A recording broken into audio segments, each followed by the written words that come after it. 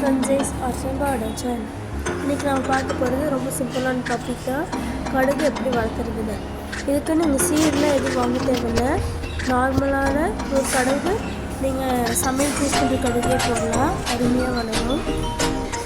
இப்போ நீங்கள் பார்க்குறீங்களா, அதுதான் கடுகு இல்லை, ஒரு லக்கி பிளான்ட் மாதிரி இருக்கும். இது வளர்த்த மண் ஒன்றும் பெருசாக தேவையில்லை. டிஷ்யூ ஒரு டப்பா எடுத்துக்கோங்க, டிஷ்யூ போட்டு வச்சுக்கோங்க, 4 டிஷ்யூ. அது மேலே கடுகு வந்து போட்டுருங்க, அதை ஊற வச்சு போடுங்க. மேலே தண்ணி தெளிச்சுட்டு மூடி வச்சுருங்க. நீங்கள் இந்த மாதிரி பண்ணுறதுனால தண்ணி டெய்லி தொளிக்க வேண்டாம், 3 நாள் பொறுத்த தண்ணி தெளிக்கலாம். ஏன்னா வந்து அது வேப்பரைஸ் ஆகி அதுவே கீழே இருந்து அது தண்ணி வந்து சேர்ந்துடும். இது வந்து மைக்ரோ கிரீன் ரைஸ் ஆகுது. நீங்கள் அப்படியே விட்டுங்க, நான் விட்டுங்கன்னா வந்து மஸ்டர்ட் கிடைக்கும்.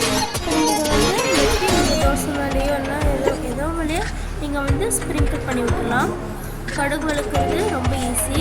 இது வந்து ஒரு வாரத்துலேயே இல்லைன்னா 15 நாள்லேயே இது வந்துடும். தேங்க்யூ, தேங்க்ஸ் ஃபார் வாட்சிங். மறக்காமல் சப்ஸ்கிரைப் பண்ணிவிடுங்க.